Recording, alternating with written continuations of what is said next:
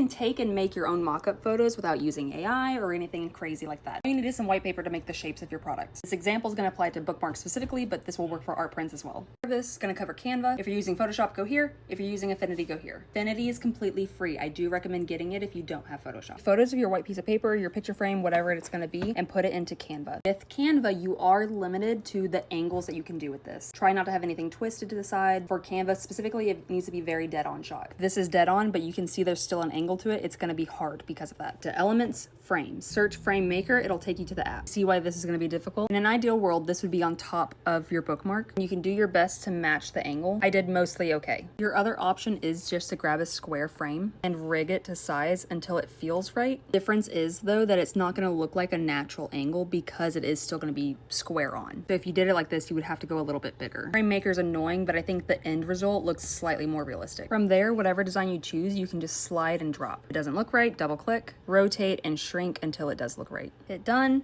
and this is generally it. Could leave it like this. It looks fine. Something you can do to make it look just slightly more natural in the photo is to drop the opacity down to 90 with this transparency button here. I like photos like this because there is a natural shadow for the bookmark. That's why I went over the crease. If you do feel like you don't have a good natural shadow, you can also go to effects, then drop. And it's going to add a subtle shadow, and you can change the color and the direction. And it's subtle, but it does add something. But then what about photos where you have like your thumb or something in the way? You can either use Photo Maker again. For speed, I'm going to do this. And if you do it this way, you can drop the opacity to make sure that when you line it up, it is even. See how this is not ideal? This is what it looks like with the frame overlays. Now let me tell you, what I'm about to do will be so much easier if you have Canva Pro. If you don't, there is another way. Next, you're going to take the same photo from before and put it on top, make it the exact same size. You can trim down a little bit to right around here. Come over this way too. Use the eraser tool, pixel eraser. This is when it's going to start getting a little complicated. You're going to trace out your thumb. If you completely blocked your thumb, no worries. Hit restore, and then you can see the transparency and trace back over and bring back some of the thumb that you cut off. Hit X, and then we're going to bring this top line down until right around there. Don't worry yet. We're going to do the exact same thing again, but this time we're removing this blue card. So we say goodbye, blue card.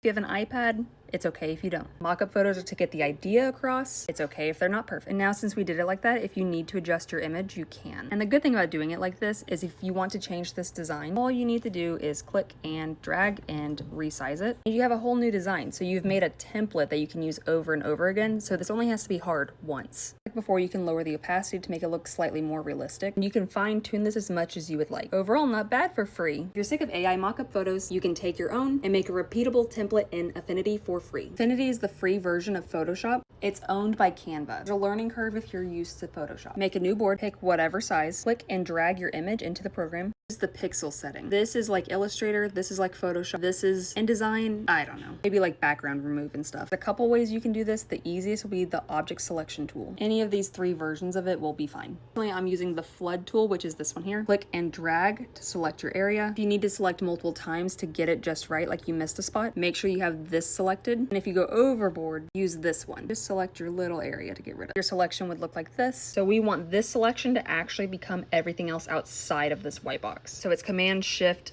I, and then it's going to move it over. Select this button next. It's a mask tool, and it's going to just make this empty. You can drag your design in there too. Move the layer to under this one. Click this little arrow, and you can start moving around and adjusting this. It should look something like this. This is option A. Your next option is to take your design, put it on top, go ahead and get it just roughly to size, hide it for now. Back to our original image. And you can select using the same technique from before, or you can use the pen tool. It will give you a little more exact results. The pen tool can be hard to learn, but once you learn it, it's really nice. All you're really gonna do is trace the shape and connect corners, and then you click and drag to match any angles that you need. And then if you want to make this go from a curved line to straight like I just did, you just click on that anchor point. See, right here I would need this to be curved again, so I'll just click on that anchor point, and it's going to be round when I click and drag. And all we're trying to do is match the exact same angle, make this straight again, and then my thumb is going to be the tricky spot. We might have to do a couple of points. Let's see if I can get it in one. A couple of points it is. So same as following the edges, you're just gonna click and drag until it looks right. You can also zoom in and refine your lines if you need.